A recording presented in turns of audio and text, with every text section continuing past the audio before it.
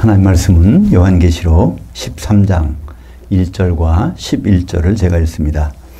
내가 보니 그 바다에서 한 짐승이 나오는데 뿔이 10이요 머리가 7이라. 그 뿔에는 10 왕관들이 있고 그 머리들에는 신성모독하는 이름들이 있더라. 내가 보매 또 다른 짐승이 그 땅에서 올라오니 어린 양같이 두 뿔이 있고 용처럼 말을 하더라. 요한계시록 참 궁금한 이야기. 오늘은 30번째 시간인데요. 창세기 5장과 요한계시록이 대화라는 제목으로 말씀을 나누겠습니다. 창세기와 요한계시록 5번째 시간입니다. 하나님의 처음으로 주신 책 창세기, 그리고 마지막으로 주신 책 요한계시록, 밀접한 관련이 있는 것은 너무나 당연합니다. 우리가 창세기 1장에서 다 아시다시피 천지창조부터 나오게 되죠. 그죠? 이 하늘들과 땅을 창조하셨는데 요한계시록에서는 21장 1절과 2절에 보니까 보이는 하늘과 땅이 다 없어집니다. 그리고 새 하늘에서 새 땅이 내려오는데 그러고서 이제 새로운 세계로 들어가죠. 한마디로 하나님이 창조한 것이 없어질 때 뭐가 등장하였느냐, 그걸 보면 하나님은 왜 창조하셨는가를 알 수 있습니다. 그죠? 새 땅이라는 것은 새 예루살렘, 어린 양의 신부. 그러니까 천지창조는 예수님의 결혼을 위해서 창조하셨고, 그 준비가 다 되면 이제 천년왕국 후에 그것을 다 치워버리신다는 것을 알 수 있습니다. 이 두 번째 창세기 2장에 들어가 보면 2장 24절이죠. 이러므로 남자가 부모를 떠나 그 아내와 앞에서 한 몸을 이룰지니라. 우리는 별거 아닌 것처럼 읽고 지나가는데요. 에베소서 5장 31절에 보면 이게 하나님의 큰 비밀이라는 거예요. 그래서 그 남자는 예수 그리스도, 재림 예수, 그 아내는 교회, 그래서 결혼식을 이루신다는 것. 그것이 바로 창세기 2장에 나오는데요. 요한계시록 19장에 보면 거기에 6절에 바로 전능하신 이가 통치하셨도다 할렐루야 하면서 그 통치의 결과물이 나오죠. 19장 7절에 보면 어린 양이 혼인날이 이르렀고 그 아내가 준비가 됐다. 그 세마포 옷을 입었는데 세마포 옷을 입은 신부가 한 명이에요. 근데 자세히 보니까 성도들의 의로운 행실들이더라. 그 성도들이 한 몸을 이루는 현장이 거기 나타납니다. 근데 창세기 3장에 가보면, 물론 창세기 3장은 가장 대표적인 절이 3장 15절이죠.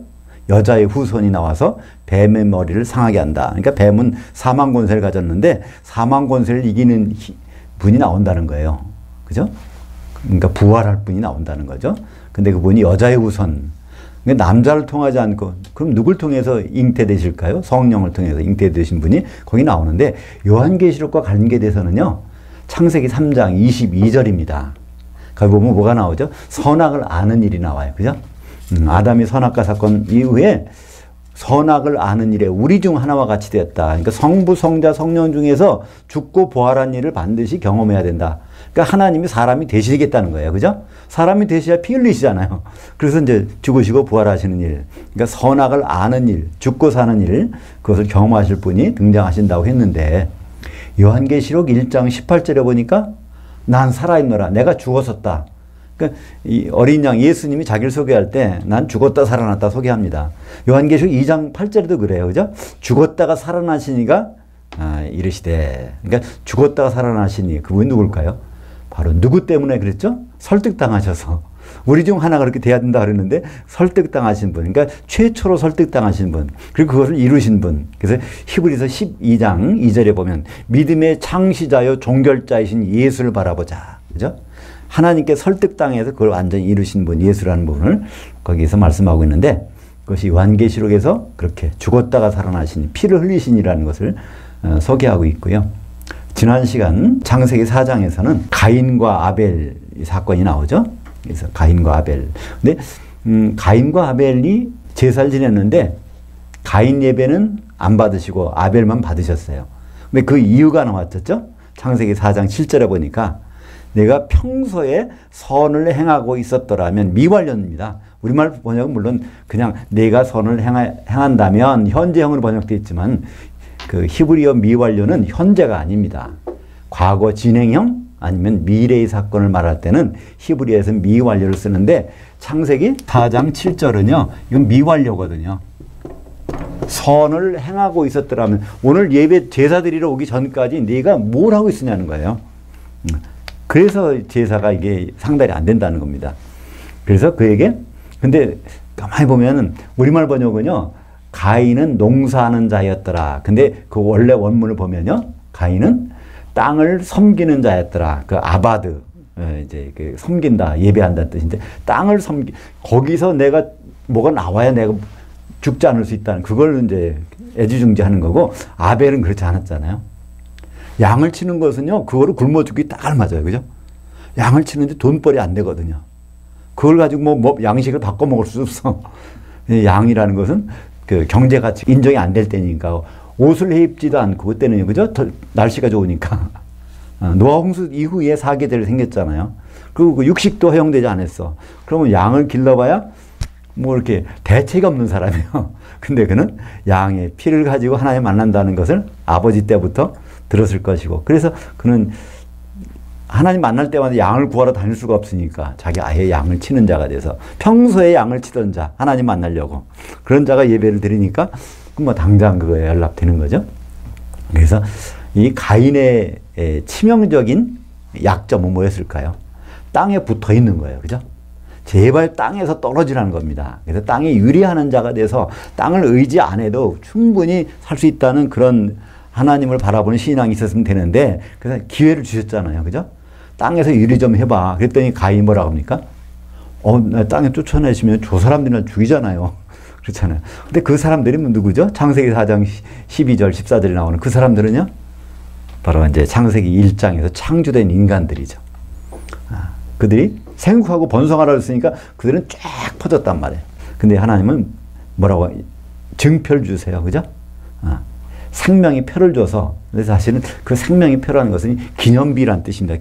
높은 데다가 망대에다가 태워놓고 거기다가 가인을 죽인 자는 가인의 7배의 벌을 받으리라 했으니까 가인을 사람들은 피해 다닐 거예요. 잘못하다가 실수로 죽일 수도 있잖아요. 그죠? 우리도 보면은 사람을 일부러 죽이는 것이 아니라 고의로, 그러니까 고의로 죽이는 것이 아니라 사고 나서 죽을 수도 있잖아요. 그러니까 오히려 가인을 피해 다녔을 것 같아요. 그 사람들은 그 생명의 표가 있는 걸 보고서 그렇게 안전하게 해놨는데, 결국은 그는 나가서 세상 사람하고, 세상 여자하고 결혼해가지고, 영이 없는 여자하고 결혼해서 아들 에녹을 낳고 그냥 거기에 탁 달라붙어 버립니다. 더 이상 유리하는 자가 아니라 에녹성에 붙어 사는 거예요. 요한계시록 18장 4절에 내 백성아 거기서 제발 좀 나와라. 그들이 받을 벌을 같이 받지 말라. 큰 성 바벨론, 음녀교회, 신앙을 갖고 있는데, 교회 생활을 하는데, 세상을 쪽으로 사는 그 교회 생활하는 사람들, 거기서 좀 나오라는 거예요. 근데 나오는 사람 별로 있나요? 별로 없을 거겠죠? 요한계시록 18장 4절에 있는 말씀과 창세기 4장에 나오는 말씀, 가인의 하나님의 뜻은 땅에서 제발 좀 유리하는 자가 되라고 그러는데, 안 되는 거예요. 지금도 교회에 대해서 말씀하실 것입니다. 제발 세상적인 교회에서 좀 거기서 나와. 그 사람들이 받을 벌을 같이 받지 말라는 거예요. 그 사람들이 받을 벌이 뭐죠? 바로 큰 성 바벨론이 깊은 불 섞인 유리바다에 던져지는 걸 당하잖아요. 같이. 1000년 동안 지옥불에 던져지는 거. 그것을 가인을 통해서 하나님은 미리 말씀을 해 주셨습니다. 오늘은 창세기 이제 5장인데요. 5장의 제목이 5장과 요한계시록의 대화, 거기 가로 열고 짐승 같은 사람이 나옵니다. 이게 무슨 말일까요? 짐승하고 사람의 차이점이 있죠? 짐승하고 사람이 어떻게 보면 비슷해요. 근데 우리 보면 어떤 사람은 짐승 같은 사람이라 우리말 표현도 있잖아요. 근데 사람 노릇을 못할 때. 근데 하나님 보시기에도 그런 게 있어요. 하나님 보시기에 짐승 같은 사람이 있어요. 짐승과 사람이 큰 차이점이 있어요. 그것은 바로 영이 있느냐? 혼은 다 있단 말이에요. 짐승도 혼이 있고요. 사람도 혼이 있어요. 근데 사람에게는 영을 집어넣었죠. 어디서요? 아담에게. 창세기 2장 7절에 보면은 우리말 번역은 생기를 집어넣었다는데 그게 생명의 영을, 뇌샤마를 집어넣었다는 거거든요. 뇌샤마를. 그래서 그 뇌샤마를 성경에서 하나님의 모양이라고 합니다. 모양이라는 단어와 형상이라는 단어가 뚜렷하게 구분돼요. 형상은 젤렘이라는 단어 쓰고요. 젤렘. 모양은 데무트. 전혀 다른 단어입니다. 그래서 우리는 보통 형상하면 눈에 안 보이는 어떤 인격 같은 걸 얘기하잖아요. 근데 성경에서 여기서는 그게 아니에요. 이 젤렘이라는 원래 말은요, 그림자라는 뜻이에요. 눈에 보이는 거예요. 그리고 때무트라는 것은 닮았다, 공통점이 있다는 거예요. 창세기 모양이라는 거는요, 공통으로 하나님과 우리 인간이 공통으로 갖고 있는 건 영이잖아요. 그죠? 그래서 이거를 구분해서 이제 말씀하고 있기 때문에 여기 짐승이라는 것은 결국은 사람은 사람이지만 하나님과 소통을 못하는, 하나님 뜻과 관계없는, 그게 하나님 보시기엔 짐승인 거죠. 그것이 요한계시록에 나옵니다. 그죠? 짐승이 등장을 하게 되죠. 그래서 바다에서 올라오는 짐승, 바다는 세상이니까 세상을 지배하는 통치자, 그리고 땅에서 올라오는 짐승, 땅에는 교회니까 교회의 우두머리. 이 아이러니하게도 교회의 우두머리가 하나님과 대적하는 일을 벌인다는 거예요. 같이. 그것이 요한계시록 우리가 오늘 읽은 13장에 나옵니다. 1절에서는 바다에서 올라오는 짐승, 11절에서는 땅에서 올라오는 짐승. 그러니까 이 짐승은 뭐 이렇게 모양새가 짐승이라는 것이 아니라 사람은 사람인데 하나님 보시기에는 바로 짐승 같은 사람이 이제 등장하게 되는 것이죠. 그래서 이 창세기 5장은 너무나 중요한 장입니다. 뭐에 대해서요? 우리 사람을 이해하는데. 창세기 1장에 보면요, 조금 유심히 보시면 뭔가 좀 이상한 게 있잖아요. 창세기 1장 26절에 보면 우리의 형상을 따라 우리의 모양대로 아담을 만들겠다는 계획을 세우셔놓고 창세기 1장 27절에 가서는 모양이 빠진 형상만 있는 인간을 창조하신다면, 그것도 하나가 아니라 둘을. 그죠? 거기서 모양이 빠진 인간, 그 다음에 모양이 있는 아담, 이게 차이가 나온단 말이에요. 그것을 확실하게 구분해 주는 거. 어떤 사람들은 그래요. 아담 이전에 인간이 있었다. 그래서 먼저 창조를 딱 하시고 그 중에 시간이 흘러갖고 거기서 하나님 보시기에 좀 똘똘한 놈 하나 골라가지고 거기다가 슉 생기를 집어넣었고 요게 바로 우리 조상 아담이다. 이렇게 얘기합니다. 그럴듯 하잖아요. 그래서 막 우스갯소리를 그래요. 지금 그렇게 말씀하신 분들이 뭐 한 10만 명, 20만 명 되는 교회에서 그렇게 그 목사님들이 그래요. 누구라고 하긴 뭐 하지만 그 우스갯소리를 잘하십니다. 그분들이. 그러면서 아담이 배꼽이 있을까 없을까 그럽니다. 그래서 뭐 결론은 배꼽이 있다는 거예요. 왜 그러냐면 똘똘한 놈 하나 데려왔기 때문에 걔 엄마가 있어서 거기서 얘는 배꼽이 있다는 거예요. 근데 성경은 그렇지 않습니다. 성경은요, 아담 이외에 다른 인간이 있는데 그것이 같은 날 창조되고 같은 날 지어졌다는 거 어디 나옵니까? 오늘 창세기 5장 1절과 2절 한번 같이 읽겠습니다. 이것이 아담의 계보를 적은 책이니라. 하나님이 사람을 창조하신 날에 하나님이 모양대로 아담을 지으시되 그들을 수컷과 암컷을 창조하셨고 그들이 창조된 날에 하나님이 그들에게 복을 주시고 그들의 이름을 사람이라 일컬으셨더라. 여기 보면요, 그들이라고는 복수가 나와요. 한 쌍을 창조한 것과 아담은 항상 단수, 이거 하나를 지으신 것, 이 구분해서 설명이 쭉 나오고 있습니다. 같은 날이에요. 그러니까 이 아담은 배꼽이 있을 필요가 없잖아요. 그죠? 하나님이 손수 흙에 티끌로 빚어서 거기다가 영을 집어넣어서 우리 조상 아담이 돼 있는데 그건 말이 안 되잖아요. 그래서 그렇게 말씀하신 분들은 아담 위에 인간이 있었고 그들의 그 중 하나 집어다가 확 생기 불어넣어서 인간이 되게 했다. 이거는 성경과는 맞지 않는 말입니다. 그것이 중요한 단서가 되는, 근거가 되는 구절이 창세기 5장 1절과 2절입니다. 여기 보면요, 다른 데는 이게 왔다 갔다 하는데 여기는 제대로 어느 정도는 번역되긴 돼 있어요. 왜냐하면 사람과 아담을 구분해서 번역해 놨단 말이에요. 그러니까 이제 우리 인간이라는 보통 명사나 우리 아담이라는 고유 명사나 발음은 똑같아요. 다 아담이란 말이에요. 아담. 누가? 사람도 아담이고요. 우리 조상도 발음은 다 아담이에요. 근데 이것을 이 원어 스트롱 코드라고 하는 사전에 보면 이것은 보통 명사는 120번, 이건 121번이에요. 발음은 똑같아도 이게 다르단 말이에요. 그러니까 첫 번째 사람은 뭐라고 그랬죠? 이 땀, 피. 첫 번째 형상이 가진, 하나님이 창조할 때 피가 있는 인간으로 첫 번째. 그래서 아를 붙여가지고 아땀에서 첫 번째 형상이. 그러니까 형상은 이 그림 피가 있는 거거든요. 근데 두 번째 우리 조상 아담은 어디에서요? 흙에서, 그죠? 아담아에서 티끌을 긁어가지고 만들었다. 그래서 아담이 된 겁니다. 똑같이 발음은 아담이지만 소스는 달라요. 그죠? 피에서 처음으로 등장하는 한 쌍의 생육하고 번식하게 피를 내가진 것으로 이렇게 하나님이 창조하셨느냐? 그렇지만 아담아에서 티끌을 긁어가지고 만드느냐. 그래서 이제 아담은 발음은 같지만 전혀 다릅니다. 그래서 그 우리말 성경에도요, 사람을 창조하신 날에 이렇게 돼 있어요. 그죠?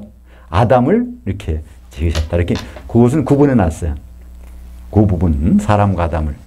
근데 다른 부분도 사실은 구분이 돼야 됩니다. 창세기 1장 26절 한번 같이 읽어볼까요? 하나님이 이르시되 우리의 형상을 따라 우리의 모양대로 우리가 아담을 만들고, 이렇게 해야 됩니다. 여기도. 아담을 만들 계획을 설명하시는 거예요. 왜냐하면 인간은 창조하실 거니까. 그죠? 예, 그래서 근데 거기다는 그냥 사람이라고 해놨어요. 그러니까 이 몇 번이야 돼요? 121번이야 돼요. 그죠? 예, 창세기 1장 26절도 아담이라고 해야지 사람으로 번역하면 안 됩니다. 그죠? 그래서 형상과 모양이 있는 아담을 만든다는 건 재료가 있다는 거예요. 그죠? 그렇게 계획을 세우셨어. 근데 1장 27절 볼까요?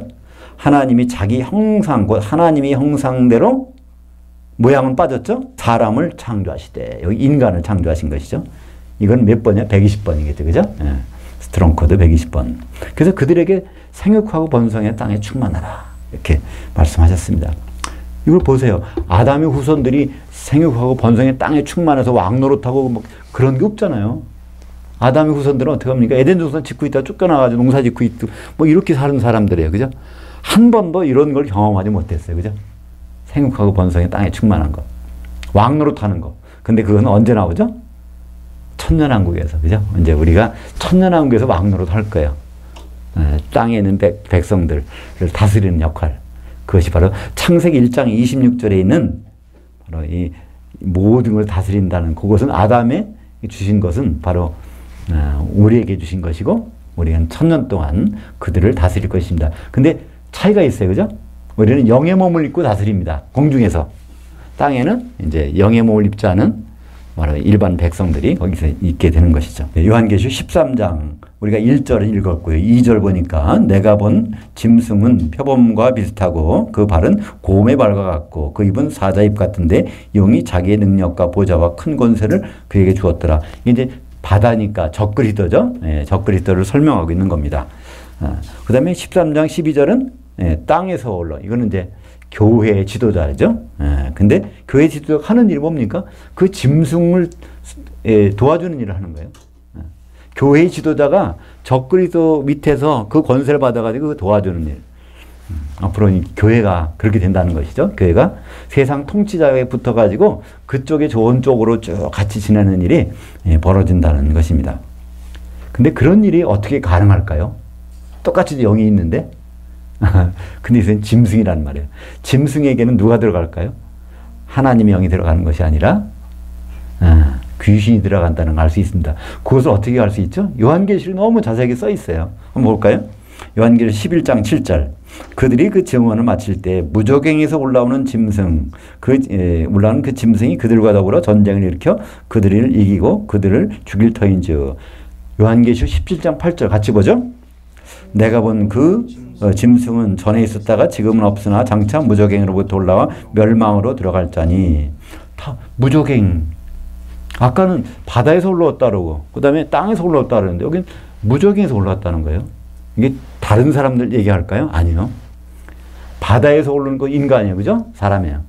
땅에서 올라오는 사람들 교회의 어떤 지도자예요. 근데 그들에게 누가 들어갔어요?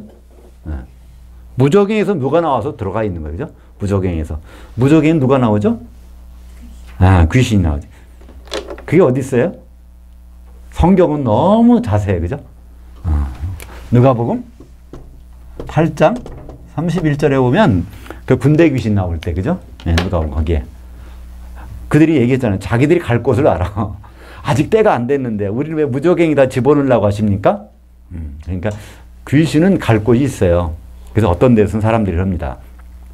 불신자가 죽으면 귀신 된다고. 그건 안 맞는 말이에요. 그죠? 불신자가 죽으면요. 이동을 못하는 곳에 있어요. 음부간 사람, 음부간 부자가 이동 못하잖아요. 내 형제 5명 아직 살아있는데 만약에 이동할 수 있다면 귀신 돼가지고 제삿날 가서 절대로 너희들 이렇게 살면 안 돼. 나이는 무적에 저 음부에 들어오면 안 돼. 얘기해 줄 수 있잖아요. 못 한단 말이에요. 그죠? 근데 귀신은 들락날락 할 수 있어. 그잖아요? 예수님이 그랬어요. 귀신을 성령을 힘에 귀신 쫓아냈는데 그때 한참 다니다 보니까 그 집이 다 청소돼서 성령이 말라버렸어. 그랬더니 다른 귀신 7을 데리고 들어와서 그 사람 형편이 더 험해지더라. 말씀하잖아요. 그러니까 그냥 사람인데 우리가 보면 눈으로 볼 때는 똑같은 사람인데 영적으로 보면 귀신들이 사람들에게 들어오잖아요. 귀신들은요 생물체는 다 들어와요. 돼지 떼도 들어가잖아요. 그죠? 그래서 바로 여기 앞으로 나타날 요한계시로 나타날 바다에서 올라오는 짐승이나 땅에서 올라오는 짐승이나 똑같은 사람인데 그들이 그런 악한 일을 하는 것은 영적으로 완전히 마비된 상태에서 귀신 들어와서 그런 일을 다 버리는 거겠죠. 귀신이 누구 뜻대로 따르겠어요? 귀신의 왕, 그죠? 마귀의 뜻대로 그들은 활동을 하게 될 것입니다. 예, 오늘 창세기 5장과 요한계시록 대화 두 번째, 영이 있는 세세우선 생명책에 이름이 없는 교회 신자들이란 제목인데요.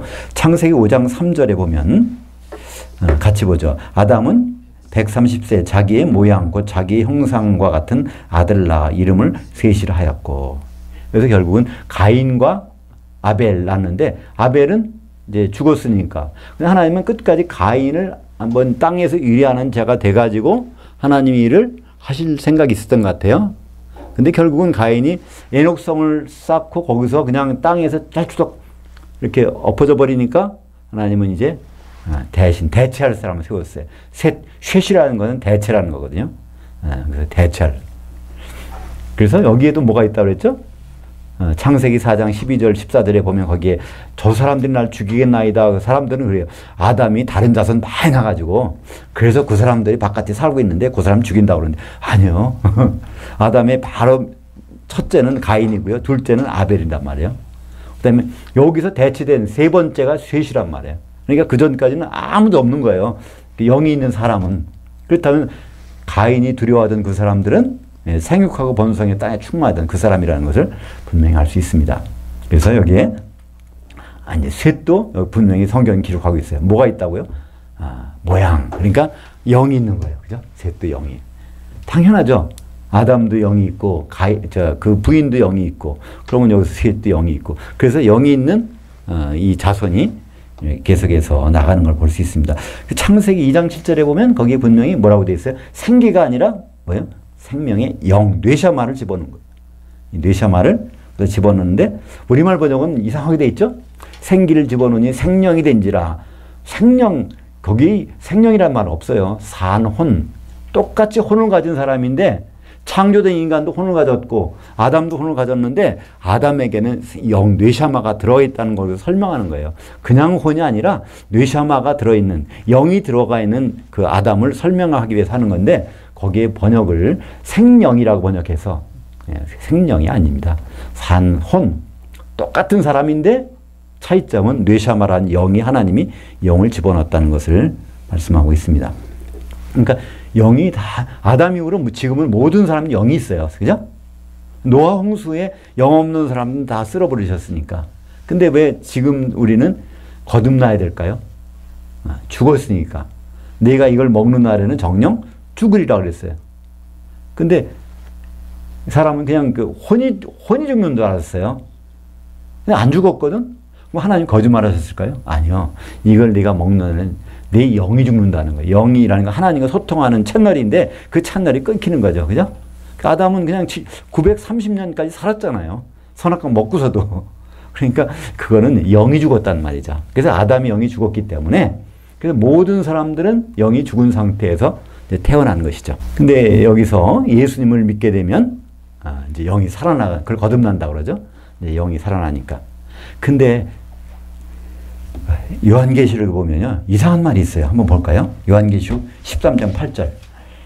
죽임을 당한 어린 양의 생명책에 창세 이후로 이름이 기록되지 못하고 이 땅에 사는 자들은 다 그 짐승에게 경배하리라.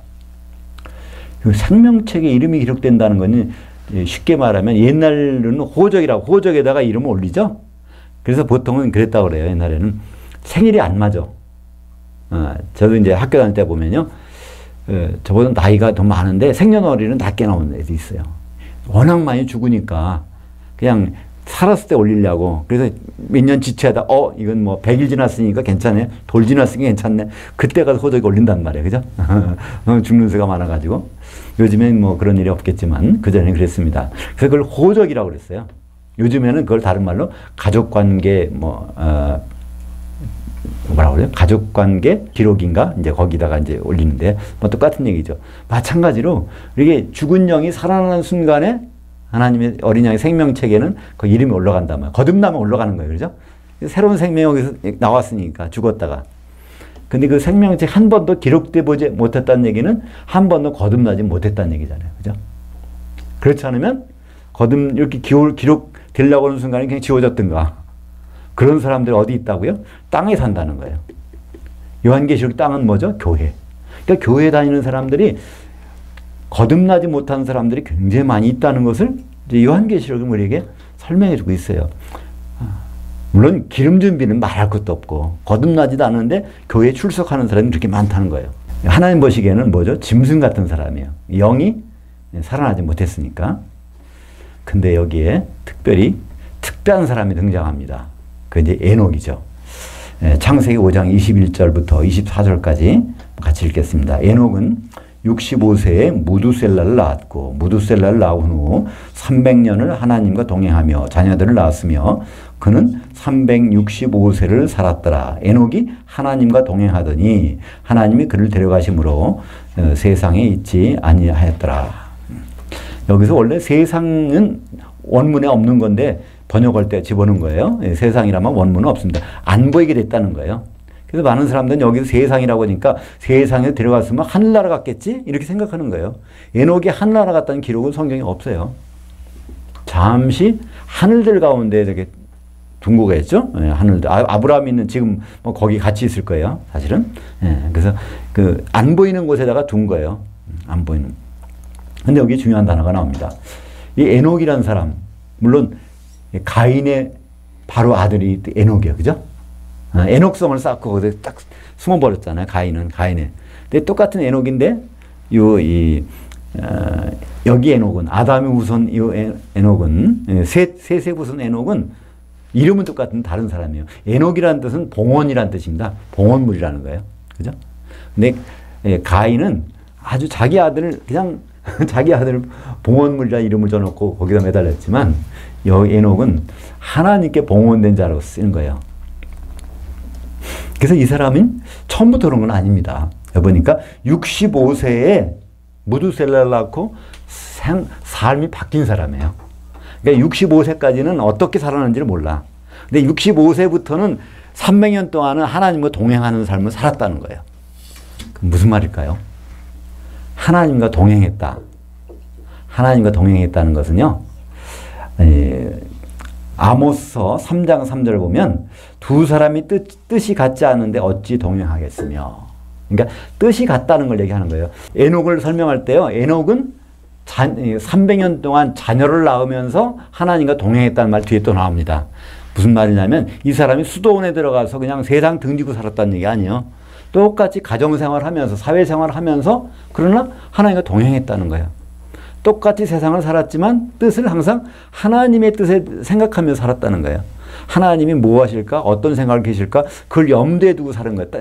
딴 사람들은요, 그걸 염두에 안 뒀어요. 그 대표적인 예가 뭘까요? 자기 아들을 이름을 무두셀라고 줬어요. 이름을 65세가 된 다음에 하나님께 어떤 뭘 받았나 봐요. 이름을 무두셀라. 이게 심상치 않은 이름이에요. 무트라는 것은요, 죽었다는 거예요. 죽음. 셀라흐라는 것은요, 보낸다는 거예요. 얘가 죽으면 하나님이 심판을 보낸다는 거예요. 홍수 심판을 보낸다. 이름을 그렇게 줬다는 얘기는요, 항상 자기 무두셀라를 줘놓고, 예, 무두셀라야, 이리 와봐. 그럼 뭐라고 해서, 아, 제가 죽으면 하나님이 홍수 심판을 보내는데 이걸 염두에 두고 산 사람이에요. 얼마 동안? 300년 동안. 65세까지는 자기 뜻대로 살았지만 65세가 돼서 아들 낳은 다음부터는요, 이름까지 그렇게 줘놓고 항상 얘 죽으면 하나님 홍수 심판을 보낼 텐데 그것을 성경은 뭐라고 합니까? 하나님과 동행했다는 거예요. 그죠? 우리가 우리가 주 예수님과 동행한다고 노래도 있고 찬송도 있지만요. 우리가 그렇게 합니까? 만약에 그것이 진실 고백이라면요. 주 예수와 동행한다 그러면요. 지금 결혼 준비하고 있어야 돼요. 그냥 그분이 신랑으로 오실 테니까. 그래야 우리는 그분의 뜻을 맞춰서 동행하려면 그때 가서 딱 결혼 준비가 돼야 되잖아요. 근데 우리는 말로만 동행하는 거예요. 그죠? 내 일을 만들어 놓고 하나님 나 좀 도와주세요 하면서 잘 되네요 해서 내 일을 하는데 하나님 좀 도와주십시오 하는데 사용하는 거지 하나님의 뜻에 맞춰서 거기에 초점을 맞춰서 사는 사람이 아니란 말이에요. 근데 에녹은 하나님과 동행했습니다. 어떻게? 세상은 그대로 살았어요. 가정생활 했어. 애도 낳고 자녀도 기르고 교육시키고 뭐 다 했겠죠. 근데 항상 무드셀라라는 것이 머리에 떠올라. 얘가 죽는 날에는 심판을 보내실 텐데 그러고 살았던 사람이에요. 성경에는요. 하나님과 동행하는 사람이 딱 두 사람 나옵니다. 물론 하나님은 우리를 동행해 주세요. 근데 우리가 인간의 입장에서 하나님을 동행하는 경우는 성경에 기록된 사람 두 사람밖에 없어요. 많을 것 같죠? 자발적으로 하나님과 동행하는 사람이 굉장히 많을 것 같고 실제적으로 많이 있을 거예요. 그러나 성경의 기록으로 남은 사람은 딱 두 사람이에요. 에녹하고 노아. 노아도 그러잖아요. 항상 하나님 뜻을 염두에 뒀어. 노아가 왜 그 육지에서 산에다가 방주를 짓고 있겠어요? 하나님과 생각이 똑같으니까. 그죠? 뜻이 똑같아. 세상 사람들은 언제 홍수가 올 건지 뭐 산에다가 뭘 그걸 지어. 세상 사람들은 하나님 뜻을 모르니까. 그냥 노아는 뜻을 안단 말이에요. 홍수 심판을 보낸다는 걸 자기도 들었고 그 듣기 전에도 어떻게 알았어요? 무드셀라라고 하면 자기 할아버지하고 같이 살았잖아요. 할아버지 무드셀라하고 쭉 살으면서 왜 할아버지 이름이 무드셀라야? 그거 안 물어봤겠어요? 내가 죽을 때 홍수 심판이 온다는 손자한테 그거 안 알려줄 사람이 어디 있겠어요? 그죠? 물론 그 밑에 아들도 있어요. 그러니까 무드셀라 아들은 라멕이에요. 가인의 후예도 라멕이 나오지만 그 라멕 말고 라멕이라는 원래 능력 있는 자 그런 뜻인데 그 라멕은 일찍 죽었어요. 그러니까 창세기 나오는 노아 홍수전에 나오는 사람 중에서 가장 일찍 죽었어요. 몇 살에 죽은지 아세요? 777세. 그 너무 일찍 죽은 거예요. 근데 하여튼 그 죽고 나서 그 노아는 누구하고 할아버지하고 계속 살다가 할아버지가 죽은 해에 홍수가 내리는 거예요. 성경에서는 하나님과 동행한다는 뜻은 분명합니다. 하나님의 일정표를 기억하고 거기에 맞춰서 하는 삶을 성경에 하나님과 동행한다고 말씀하고 있습니다. 이렇게 하나님과 동행하는 사람. 그걸 하기 위해서는 하나님 그걸 일부러 알려주세요. 아모스 3장 7절에 보면 주 여호와께서는 자기의 비밀을 그 종 선지자들에게 보이지 아니하고서는 결코 행하심이 없으시리라. 그러니까 에녹도 이거를 보여줬어요. 어떻게 할 수 있죠? 유다서 1장 14절에 보면 거기에 에녹이 아담의 질세손 에녹이 바로 주의 강림에 대해서 그 예언했다는 거예요. 선지자 역할을 했다는 거예요. 그렇다면 에녹이 선지자이기 때문에 하나님은 선지자에게 자기 뜻을 보여주신다 그랬잖아요. 그래서 자기 아들 이름을 무드셀라고 진 것 같아요. 그죠? 얘가 죽을 때 하나님은 얘 죽으면 내가 홍수 심판을 보낼 거야. 그것을 이제 에녹은 알고 세상을 똑같이 딴 사람하고 똑같이 살았어요. 그러나 생각은 하나님과 동행했다는 걸 볼 수 있습니다. 그렇기 때문에 요한계시록에서도 우리는 뭘 봐야 돼요? 하나님의 계획을, 하나님의 예언의 말씀들을 잘 들어보고 그걸 집중해서 사는 사람이 하나님과 동행하는 사람이에요. 그래서 요한계시록의 1장 3절에 누가 복이 있다고 그래요? 한번 볼까요? 1장 3절. 이 예언의 말씀을 읽는 자와 듣는 자들과 그 가운데 기록한 것을 지키는 자들은 복이 있나니 때가 가까움이라. 여기서 지킨다는 것은 주목해 본다는 거예요. 하나님 뜻을 생각해 보는 거예요. 하나님의 일정표를, 하나님의 계획표를 염두에 두고 사는 사람이 복이 있다는 겁니다. 그죠? 네. 근데 우리가 그렇게 하고 있나요? 저부터도 잘 못하는 것 같아요. 어쩌다 생각하지. 근데 성경에서는 분명히 말씀합니다. 요한계시록 시작하면서 이 속히 될 일이 예언의 말씀인데 이것을 주목해서 보고 있는 사람, 지키는 사람, 이게 정말 복이 있다. 이 복이라는 것은 주님과 직선의 관계를, 주님과 만나서 계속 있는 관계를 유지시켜 주겠다는 것이죠. 요한계시록 2장 10절에도 잘 하신 말씀이죠. 서머나 교회, 너희들이 이제 장차 고난을 받을 텐데 죽을 수 있다는 거예요. 근데 뭐라고 그래요? 죽도록 충성하는 게 아니라 이제 죽는데도 꼭 믿음만 지키라는 거예요. 왜냐하면 그 믿음이라는 뭐죠?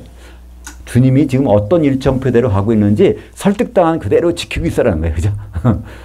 그러면 당부하고 있는 말씀. 근데 우리는 그거 가지고 어디서 충성해야 된다는 걸 막 사용하다 보니까 하나님과 동행한다는 중요한 뜻을 잊어버리는 거예요. 그죠? 누가 교회에서 시키는 대로 열심히만 하면 되는 거. 이게 아니라 하나님과 동행하는 삶을 여기서 말씀하고 있는 거잖아요. 하나님의 일정표, 계획표, 그거를 염두에 두고서 살라는 것이 죽는 순간까지 그러라는 거예요. 서머나 교회에다가. 그죠? 요한계시록 2장 10절은 서머나게 순교당할 교회에다가 말하는 겁니다. 죽은 후에도 그 일정은 변함이 없다는 거예요. 부활할 테니까. 그죠? 요한계시록 2장 13절에도 거기 보면 이건 버가모 교회에다가 하는 얘기입니다. 이 버가모 교회도 순교당하는 교회예요. 근데 거기에 어떤 사람이 있어요? 안디바라는 사람이 있는데 이 사람은 죽임을 당할 때도 그 믿음을 저버리지 않았다. 우리말에는요. 나를 믿는 여기는 우리말 번역은요. 이 안디바라는 사람이 열심히 믿어가지고 그걸 지켰다고 번역되는데 그게 아니라 원문에 보면요. 그의 믿음, 예수님의 믿음을 꼭 붙잡고 있었다는 거예요. 예수님의 믿음은 어떤 믿음이죠? 그분이 죽었다가 살아나셔서 바로 우리를 결혼하시겠다는 그 믿음을 누가 꼭 붙잡고 있어요? 안디바. 죽는 순간까지도. 그래서 순교당한 사람이야. 근데 이 안디바라는 사람은 역사적인 인물이 아닙니다. 안디바라는 것은요. 우리 성도들을 가리키는 거예요. 이기는 자를 가리킵니다. 이 안티라는 것은 뭐에 대적한다는 거예요. 파스라는 건요. 안티, 파스. 이 파스라는 영어로 하면 all입니다. all, 모든 것. 안티는 대적하는 거예요. 하나님의 뜻이 아닌 것은 철저하게 대적하는 것. 죽는 순간이 있더라도. 그죠? 이게 바로 이기는 자죠. 그죠? 바로 이제 이후로 주 안에서 죽는 자들은 복이 있도다. 요한계시록 14장 13절에 바로 이런 사람을 성경에서 이기는 자라고 말씀하고 있죠. 그러니까 이기는 자의 정의가 요한계시록 22장 26절에 나와요. 바로 내 일을 끝까지 지켜보는 자, 예수님의 일을. 그게 이기는 자라고 하는 거예요. 우리는 그냥 누구하고 싸워가지고 이기는 걸 하는데 성경에서 이기는 자는 예수님의 일들을 끝까지 지켜보고 주목하는 자, 이걸 성경에서 이기는 자라고 합니다. 바로 이기는 자와 예수님은 함께 하시겠다는 거죠. 요한계시록 3장 10절에도 거기에 빌라델피아를 칭찬하는 말씀이 나오죠. 한번 같이 보죠. 네가 나의 인내에 그 말씀을 지켰은즉 내가 또한 너를 지켜 시험의 때를 면하게 하리니 이는 장차 올 온 세상이 마여 땅에 거하는 자들을 시험할 때라. 이 때라는 단어는요. 호라라고 하는 단어를 써요. 특별하게. 호라. 이 호라를 영어로 쓰면은 영어식으로 쓰면 이렇게 되는데요. 여기 호라에서 나온 말이 뭐라고 그랬죠? hour. 1시간. 이 1시간이라는 것은요. 요한계시록에서 17장 12절에 보면 짐승이 활동하는 시간이에요. 7년. 그러니까 이 7년 기간 동안에 화를 면하게 해준다는 거예요. 시험을. 전 3년 반에는 인 맞아서, 후 3년 반에는 시온산에 올라가서. 근데 왜? 그것을 다 그대로 지켜보고 있었어요. 그죠? 그대로. 예수님이 일정표대로 그대로. 능력은 조금 받았지만 그래도 그걸 다 지킨 사람들. 그러니까 이 에녹과 같은 사람, 하나님이 찾는 사람은요. 에녹과 같은 사람입니다. 하나님의 뜻을 염두에 두고 이 세상을 사는 사람. 하나님 뜻을 염두에 두고 세상 일은 그대로 하는 사람. 가족 가지고 자녀 낳고 똑같이 하는 사람. 네 번째는요. 무드셀라 죽을 때는 홍수 심판이 있는데 이거 요한계시록에서는 순교자의 수가 딱 찰 때는 하나님이 심판을 보내신다. 여기 나오죠. 창세기 5장 25절부터 27절까지 같이 읽겠습니다. 무드셀라는 180세에 라멕을 낳았고 라멕을 낳은 후 780년을 지내며 자녀를 낳았으며 그는 969세를 살고 죽었더라. 성경에서 가장 오래 산 사람. 조금 지나면 1000년 될 뻔했는데 그 전에 치고 가셨어요. 왜 이 기록을 없애버리셨을까요? 하나님이? 은혜예요. 그죠? 하나님 여기서 누구를 데려가시는 거는요. 홍수 심판 눈으로 안 보는 사이에 들어가게 하는 거예요. 그죠? 아무리 그래도 물론 노아는 홍수 심판의 현장을 못 봤죠. 왜냐면 방주 속에는 안 보이니까. 근데 그 험한 꼴을 안 보기, 험한 꼴이 보기 전에 데려가시는 거예요. 그죠? 무드셀라 마지막에 라멕도 그 전에 데려가시고. 그러니까 아담의 후손들은요. 보면 그 험한 꼴을 아무도 본 사람이 없어. 마지막의 사람이 무드셀라잖아요. 그 다음에 이제 노아는 또 방주 속에 들어갔으니 못 보고. 그러니까 험한 꼴을 보여주지 않고 데려갔다는 거. 우리는 보통 969세면 4년만 채우면 천년을 사는 사람인데 하나님이 4년 조금 주시면 어땠을까? 아니요. 그 험한 꼴을 안 보게. 그게 복이잖아요. 그죠? 그랬다가 나중에 이제 백보자 심판 때 거기 생명체 이름 해놓고 그냥 한자 한자 읽을 때마다도요. 그때마다 하나님 은혜가 막 떨어지잖아요. 그죠? 무슨 쓰려고 969세에 하나님 데려가셨을까? 근데 그 노아의 홍수 사건 보세요. 그죠? 그러니까 거기 시체니 뭐니 얼마나 많은 게 그거 안 보여주시고 그러니까 요한계시록 6장 9절부터 11절까지 같이 보죠. 다섯째 인을 떼실 때 내가 보니 하나님의 말씀과 그들이 가진 증거로 말미암아 죽임을 당한 혼들이 제단 아래에 있어 땅에 거하는 자들을 심판하여 우리 피를 갚아주지 아니하시기를 어느 때까지 하시려 하나이까 하니 각각 그들에게 흰 두루마기를 주시며 이르시되 아직 중간에 쉬되 그들의 종무동들과 형제들도 자기처럼 죽임을 당하여 그 수가 차기까지 하라 하시더라. 이게 다섯째 인이면요. 이게 후 3년 반이죠. 그죠? 네. 넷째에는 전 3년 반, 다섯째에는 후 3년 반, 여섯째에는 이제 그 주님 오실 때 그 7대접이 재앙이 쏟아지는 기간, 그 다음에 7째 인이 떨어지면 이제 그때부터 두루마리 책이 열리면서 첫째 나팔, 둘째 나팔, 셋째 나팔, 넷째 나팔. 그죠? 이렇게 시작되기 때문에 이때 거기서 그 억울하게 죽은 사람이 있다는 거예요. 근데 누구한테 죽었어요? 바로 이 땅에 있는 자들, 걔들 때문에 죽었다는 거예요. 그러니까 이건 누구죠? 두 증인 교회가 그 연월 일시에 순교당해서 후 3년 반 동안에 그들이 지금 어디 못 올라갔어요. 제단 아래에 있다 그랬잖아요. 하늘에도 올라간 것도 아니고 저기 낙원에 간 것도 아니에요. 이 사람들은요. 그냥 길바닥에 있는 거예요. 이 사람들은. 두 증인이 길바닥에 있다가 나중에 이리로 올라오래서 올라가잖아요. 이 사람들은 특별한 사람이에요. 보통 우리가 죽으면 예수 모시기 좀 죽으면 낙원에 가 있잖아요. 그죠? 그리고 특별한 경우 이 빌라델피아 교회는 그냥 이제 그 셋째 하늘까지 올라가고 근데 요 사람은 제단 거기 본 게 아니라 제단 아래 밑에 있으면서 있는 사람들인데 그 땅에 있는 저 사람들 언제 심판할 것입니까? 땅이 뭐라 그랬죠? 교회. 그러니까 이 교회는요 심판의 대상입니다. 언제? 그리스도 심판 때는요 세상 사람 심판하는 것이 아닙니다. 세상 사람은요 백보자 심판에서 심판해요. 그죠? 우리 예수 믿는 사람들은요 그리스도의 심판대도 어디에? 공중에 올라가야 돼요. 그러니까 휴거 안 된 사람은 심판 받을 기회도 없어요. 근데 우리는 예수 믿는 사람은 다 휴거됩니다. 그게 어디 나오죠?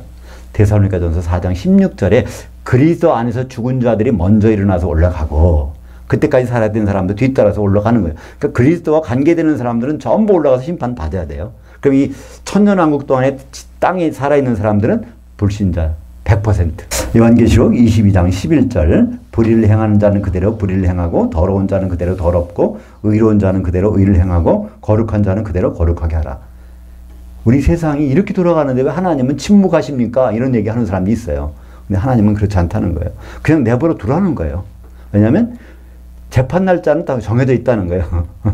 우리는 어떤 사람이 잘못하면 항상 가서 재판받는 거 아니잖아요. 그죠? 그 날짜가 정해져 있으니까 그때까지 기다려서 이 요한계시록 22장 12절에 나오죠. 내가 상보를 준비하고 있다는 거죠. 이것이 마태복음 25장에 보면요. 그리스도의 심판대 그 상벌이 현장. 마태복음 25장은 세 가지가 나오죠. 열처녀의 비유, 달란트의 비유, 양과 염소의 비유가 나오는데 그 마지막에 이게 다 그리스도의 심판대입니다. 25장 마지막 절 한번 볼까요? 그들은 영벌에, 의인들은 영생에 들어가리라 하시니라. 그 염소들은 영벌에. 근데 이 영이란 단어가 한 시대란 단어입니다. 천년왕국 시대에 그들은 벌 받는 것이 어디죠? 불수섞인 유리바다 지옥에서. 그리고 양들은 이제 영생에 주님과 더불어 같이 있는 그곳에 천년 동안 지내게 되는 것입니다. 이제 창세기 5장 28절부터 31절까지 한번 보죠. 라멕은 180세에 아들을 낳고 이름을 노아라 하여 이르되 여호와께서 땅을 저주하심으로 수고롭게 일하시는 우리를 이 아들이 안위하리라 하였더라. 라멕은 노아를 낳은 후 595년을 지내며 자녀들을 낳았으며 그는 777세를 살고 죽었더라. 되게 일찍 죽었죠. 그죠? 777세. 근데 이것도 우리는 이 사람 좀 더 수명 연장이 되면 900세까지는 가면 될 텐데 이런 생각을 이렇게 자연스럽게 하지만 하나님은 이 사람 일찍 데려가시는 것은요 노아 홍수 되기 전에 빨리 그 험한 꼴 안 보게. 그러니 거기서 이 은혜가 철철 넘치는 것을 그래서 볼 수 있습니다. 그러니까 우리는 자꾸 죽는 것에 대해서 죽는 것이 큰 그 고통이고 죽는 것이 두렵고 죽는 것이 좀 이 세상 사는 것도 나쁘다 생각하는 거예요. 그러니까 안 죽으려고 그러죠. 그죠? 만약에 죽는 것이 더욱 좋다는 것이 확신이 쓴다면요. 죽음의 문을 여는 것을 그걸 담담하게 오히려 기쁨으로 열 수 있는 거예요. 근데 저부터도 쉽지 않잖아요. 그죠? 죽음의 문을 여는 게 쉽지 않아. 근데 성경에서는요. 그렇지 않다는 거예요. 오히려 주님 안에서 죽을 수 있다면 그게 복되다는 겁니다. 그게 어디 나오죠? 요한계시록 14장 13절 같이 보죠. 또 내가 들으니 하늘에서 음성이 나서 이르되 기록하라. 지금 이후로 주 안에서 죽는 자들은 복이 있도다 하시매 그 영이 이르시되 그러하다. 그들이 수고를 그치고 중간에 쉬리니 이는 그들이 행한 일들이 따름이라 하시더라. 여기도 똑같이 하프타임이란 단어. 아까 요한계시록 6장에도 나오죠. 그 두 중이 죽었을 때도 하프타임만 기다리고 그것만 번디면 바로 후반전이 있다는 겁니다. 이것을 보고 죽는 사람들 이거 복된다는 거예요. 복된다는 거는 주님과 만나서 헤어질 일이 없다는 것이죠. 네, 오늘 6번째 마지막으로 홍수 심판에서 구원될 자들 혼의 부영의 모형. 그래서 이 홍수 심판에 구원될 자들이 등장합니다. 5장의 맨 마지막 절 5장 32절 노아는 500세 된 후에 셈과 함과 야벳을 낳았더라. 이 세 아들인데 이렇게 보면은 셈이 장자 같죠? 그리고 야벳이 막내 같죠? 그리고 실제 그렇게 번역도 해놨어요. 우리말 성경은요, 그렇게 번역을 했어요. 셈이 장자고 야벳은 막내로 번역을 해놨어요. 거기 번역이 이제, 뒤에 창세기 10장 21절과 22절 한번 보죠. 셈은 에벨 온 자손의 조상이요. 우리말 번역은 야벳의 형이라 이렇게 해놨어. 근데 이건 번역이 큰형 야벳의 동생이라 원문으로 그렇게 됐어요. 이걸 왜 이렇게 번역을 했는지는 참 이상한 일이에요. 그죠? 성경에는 완전히 그 큰형 야벳의 동생이 이렇게 아주 있는데 신기하게도 그걸 그렇게 번역했는데 모르겠어요. 그에게도 자녀가 출생하였으니 셈의 아들들은 엘람과 아스루와 아르박삿과 룻과 아람이요 이렇게 나오는데요. 요 전에 한 사건이 있었죠. 창세기 9장에 보면 노아가 홍수 후에 포도나무를 심어서 그걸 술로 해먹고 자기 이제 장막에 들어가서 이제 옷을 벗고 쉬고 있었습니다. 그거 나쁘게 볼 일 전혀 아니에요. 그죠? 그는 하나님이 주신 안식을, 노아라는 것은 안식이란 뜻이거든요. 자기 노아의 아버지 라멕이 그렇게 이름을 지어줬어요. 그걸 믿음으로. 노아 때 홍수가 있다고 그랬는데 결국은 안식을 주시려고 하시는구나. 그래서 노아는 그것을 취한 거예요. 홍수에 포도주를 마시고 자기 장막에 가서 안식을 취하고 있는 거예요. 하나님 거기에 대해서 나쁘게 말한 한 번도 없어요. 근데 누가 몰래 들어가서 그걸 보고한 이 사건이 잘못된 것이지 노아가 자기 거기 들어가 남들이 안 보는 데 가서 옷 벗고 안식을 취하는 거. 포도주는 안식의 상징이잖아요. 그리고 했는데 이 안식을 방해한 사람이 있어요. 그죠? 이제 함이 방해했고 그때 가나안을 저주합니다. 함의 아들인 가나안을 저주하고 그때 하시는 말씀이 바로 이 야벳을 창대케 하사 우리말 번역은 또 거기도 이상해. 야벳을 창대케 하사 셈의 장막에 거하게 하신다는 거예요. 그러니까 우리말 번역대로 보면요. 야벳을 창대케 하사 셈의 장막에 야벳이 들어가서 사는 것으로 이렇게 번역이 돼 있어요. 근데 원래 그 원문은 어떻게 되냐면 야벳을 창대케 해주지만 왜냐하면 야벳은 셈을 도와줬잖아요. 셈이 자기 옷을 들고 하는데 너무 무거워. 가죽 옷이니까. 그러니까 그것을 큰 형이 이게 들여다 줬어요.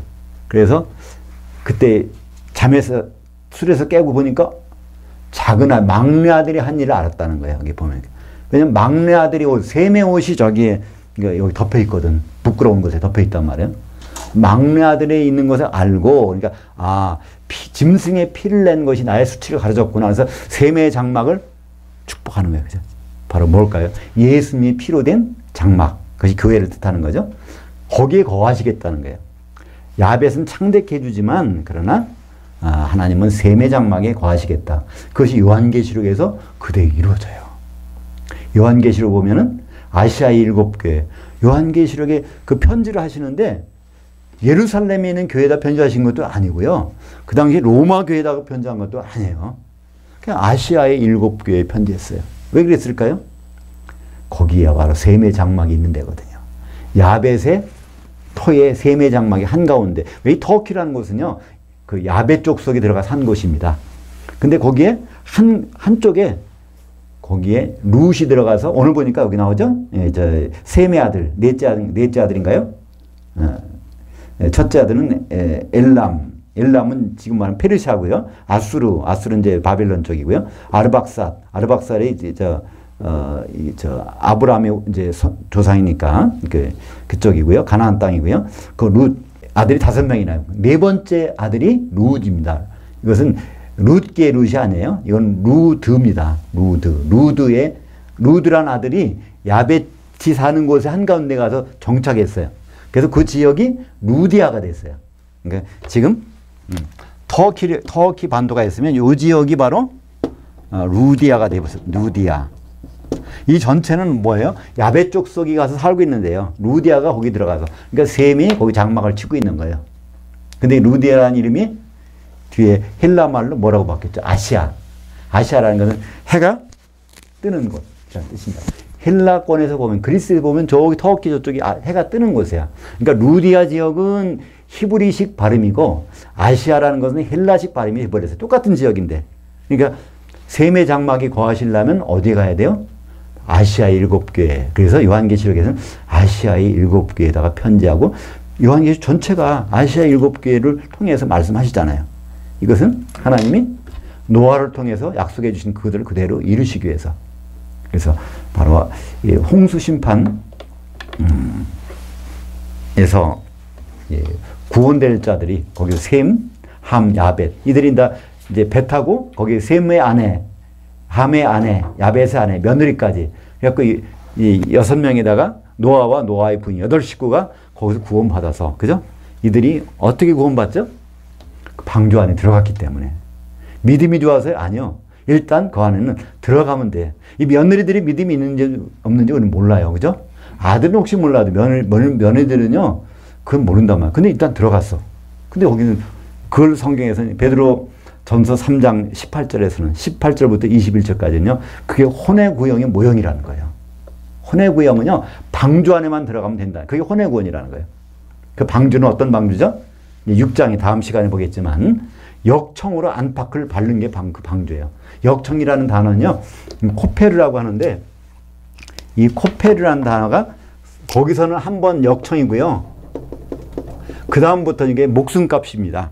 성경에 나올 때 이 코페는 항상 대속물, 어떤 사람이 죽게 되면 그 목숨값을 내놔야 돼. 피값을 내놔야 돼. 그러니까 피라는 단어가 역청이고요. 그것이 노아 방주의 안팎으로 덮인 거예요.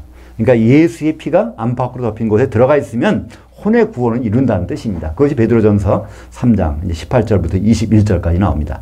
바로 요 사람들에 대해서 이제 설명을 하고 있는 것이죠. 그러니까 함, 셈, 야벳 이들은 구원받은 사람들이고요. 어떻게? 노아 방주 속에서. 그렇다면 우리는 어떻게 구원받을 수 있을까요? 혼의 구원을 이루어야 돼요. 혼의 구원은 어떻게 이루죠? 베드로는 얘기합니다. 21절에 거기에 성령 세례라는 거예요. 세례. 그 세례는 어떤 세례겠어요? 성령 세례죠. 그죠? 성령 세례라는 것은 갈라디아서 3장 27절에 바로 그리스도로 옷 입은 자 세례받은 자들은 성령 세례받은 자들은 그리스도로 옷 입었느니라. 예수님이 피 묻은 옷으로 옷 입은 것이 바로 성령 세례라는 거예요. 그러니까 우리는 바로 성령 세례가 혼의 구원을 이루는 최종 목적지입니다. 그죠? 거기에 갈 사람들은 바로 이 사람들, 셈과 함과 야벳, 이들의 자손들이 바로 이제 구원을 받은 것처럼, 혼의 구원을 받은 것처럼 우리도 거기에서 그런 구원에 이루게 될 것입니다. 그래서 이 노아 홍수 때는 방주 안에 들어있는 사람과 방주에 들어가지 못한 사람으로 구분되잖아요. 근데 요한계시록에서는요, 불 섞인 유리바다 밑에 던져지는 사람과 불 섞인 유리바다 위에서 모세의 노래, 어린 양의 노래 부르는 사람 두 종류로 갈라지잖아요. 네.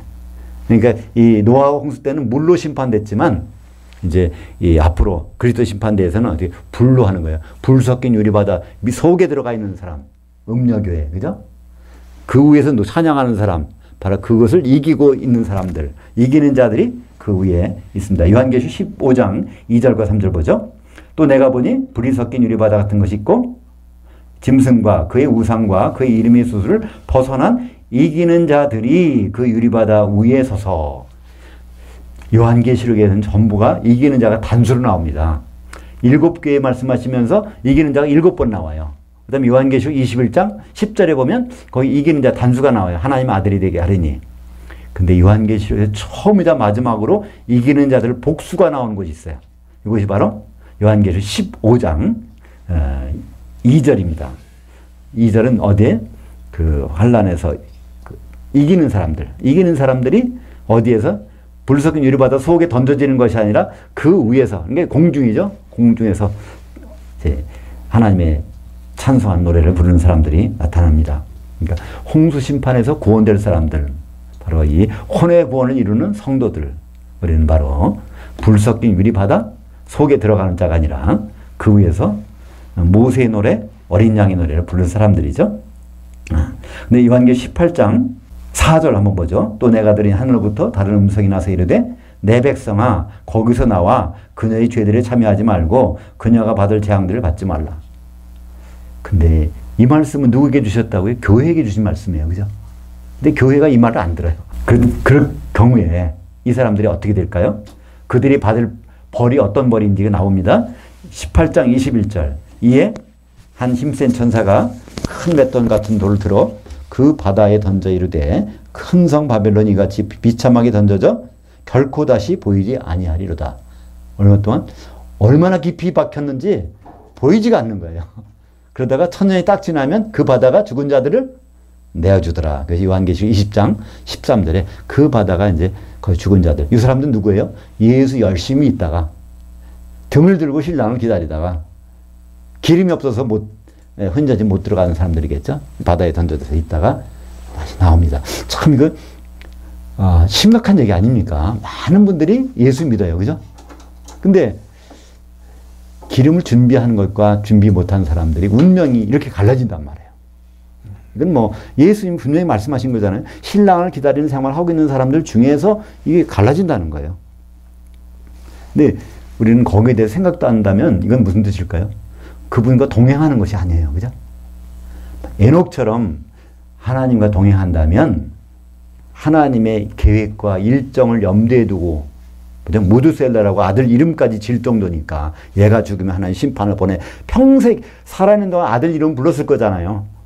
아들 이름을 한번 부를 때마다 하나님의 뜻을 생각하는 거예요. 그죠? 근데 우리는 요한계시록에 그렇게 하나님 뜻을 기록해 줘도 우리는 그냥 지나가 버리고 하는 거예요. 그죠? 우리가 정말 하나님과 동행하는 자가 되려면 하나님의 뜻과 일정을 그냥 지나쳐서는 안 될 것입니다. 그래서 요한계시록 20장 6절에 보면 이 첫째 부활은 제일 좋은 부활. 그러니까 공중까지 올라갔다가 거기서 다시 떨어지는 부활이 아니라 계속해서 주님과 더불어 왕노로 타다가 그 다음에 백보자 심판 때는 심판관으로 있다가 그 다음에 새 예루살렘에는 성전의 기둥이 돼서 거기 있는 이 사람들이 바로 하나님 우리에게 원하시는 그런 사람일 것입니다. 그래서 요한계시록과 창세기는 없는 말이지만 예수님이 이 혼의 구원에 대해서 말씀하신 말씀을 한번 우리가 보고 오늘 마치도록 하겠습니다. 같이 읽죠. 몸은 죽여도 혼은 능히 죽이지 못하는 자들을 두려워하지 말고 오직 영의 몸과 혼을 능히 지옥에서 멸하실 수 있는 이를 두려워하라. 물론 여기 보면요. 몸은 그냥 몸이라고 돼 있어요. 근데 제가 영의 몸이라고 집어넣은 거는 우리가 주님 앞에 쓸 때는 영의 몸으로 쓰잖아요. 그죠? 다 호련히 변해서 그리스도 시판에 쓰니까 지금은 혼의 몸을 갖고 있는 거예요. 그죠? 아담 이후로 모든 사람은 혼의 몸을 갖고 있습니다. 근데 이거는 두려워하지 말라는 거예요. 마귀가 공격해도 결국 그 몸은 어떻게 할지 모르지만 그러나 혼은 건드리지 못할 것이고 그러나 바로 주님은 이 말씀을 하셨습니다. 이건 누구한테 하신 줄 아세요? 마태복음 10장은요. 사도 12사도를 세워놓고 요 하신 말씀이에요. 그러니까 제자들이 가신 말씀이란 말이에요. 세상 사람들에게 지옥 갈 얘기 하는 것이 아니라 바로 주님을 따르는 제자들에게 지옥 갈 그 일에 대해서 생각을 하고 살라는 거예요. 기도하겠습니다. 하나님 아버지 참 감사합니다.